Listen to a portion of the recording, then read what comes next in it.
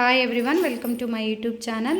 ఈరోజు నా స్టైల్లో పులిహోర చేయడం ఎలా నేర్చుకున్నా. స్టవ్ ఆన్ చేసి ప్యాన్ పెట్టి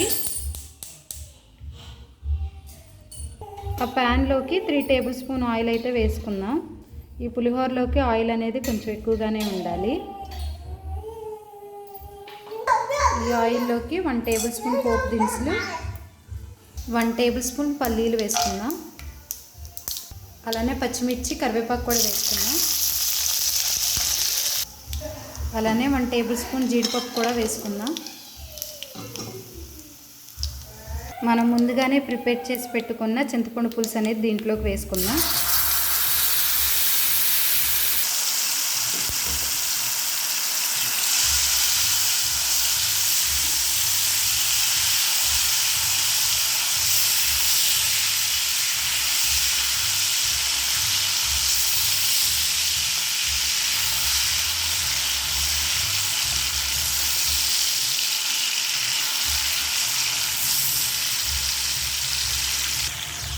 అలానే 1 టేబుల్ స్పూన్ పసుపు అనేది వేసుకుందాం.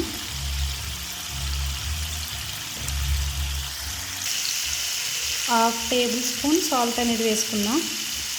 దీన్ని మనం ఒకసారి కలుపుకుందాం.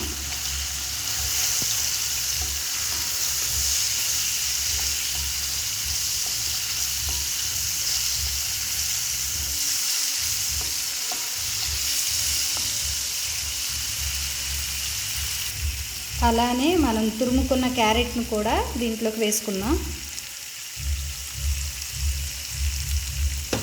దీన్ని కూడా ఒకసారి కలుపుకుందాం.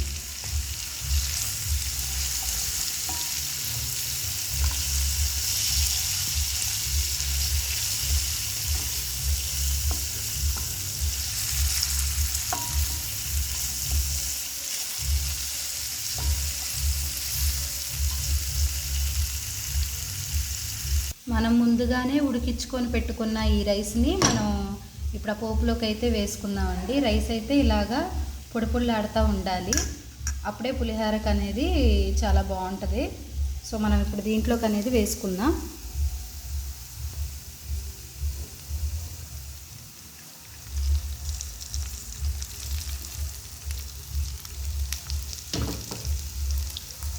దీన్ని మనం ఇప్పుడు ఒకసారి అయితే కలుపుకుందాం.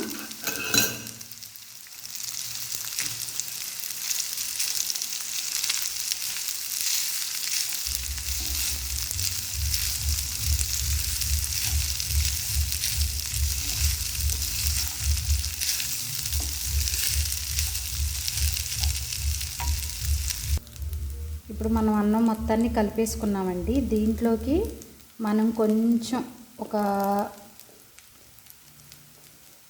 స్మాల్ టేబుల్ స్పూను కారం అనేది వేసుకుందామండి. మీకు అది ఆప్షనల్ అండి, ఇష్టమైతే వేసుకోండి, లేదంటే లేదు. అలానే స్మాల్ టేబుల్ స్పూన్ ధనియాల పౌడర్ కూడా వేసుకుందాం.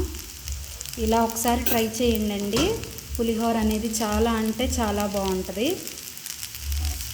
ఎండుమిర్చి అయితే నేను వేయలేదు, అలాగే కొత్తిమీర కూడా నా దగ్గర లేదండి వేయటానికి.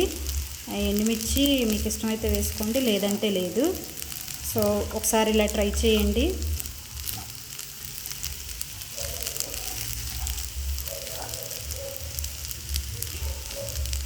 మనం ఇప్పుడు కొంచెం సాల్ట్ కూడా వేసుకుందాం. ఇందాక చాలా తక్కువ వేసుకున్నాం కాబట్టి కొంచెం సాల్ట్ వేసుకుని కలుపుకుందాం. అంతే అండి, ఈ పులిహోర అయితే రెడీ అయిపోయింది.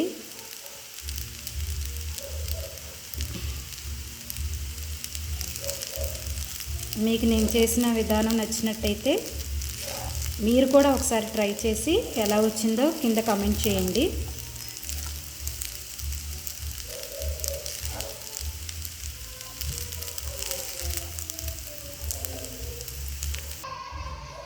Please do like, share and subscribe.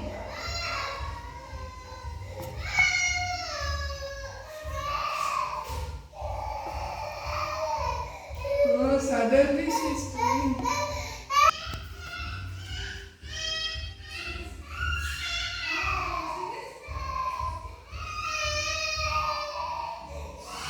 Thank you for watching.